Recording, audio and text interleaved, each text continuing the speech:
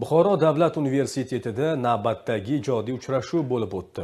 Unda O'zbekiston Yozuvchilar uyushmasi a'zosi taniqli shoir Shamsiddin Sadoiyning Buxoro taronalari nomli saylanma kitobining taqdimoti tashkil etildi. Jarayon haqida lavhamizda so'z yuritiladi. Shamsiddin Sadoiy ijodi teran, fikrlari aniq, shu bilan birga vatanga bo'lgan muhabbati bilan ajralib turadigan shoirdir.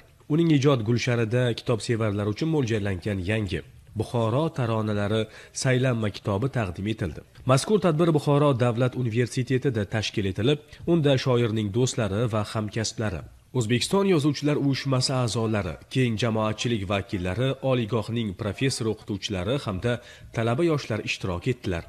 So'zga chiqqanlar Shamsiddin Sadoiy ijodining o'ziga xos badiiy xususiyatlari, uning she'rlarida Buxoro shahriga bo'lgan cheksiz muhabbat, insoniy qadriyatlar va ma'naviy poklik yuksak darajada tarannum etilganligini alohida e'tirof etdilar. Shuningdek, shoirning ushbu yangi to'plami adabiyotshunoslar va kitobxonlar uchun qimmatli manba bo'lishi ta'kidlanib, asardagi lirik janrlar mahorati tahlil qilindi.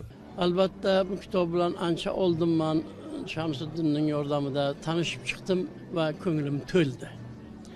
Odatda ko'p ijodkorlar o'zlari yozgan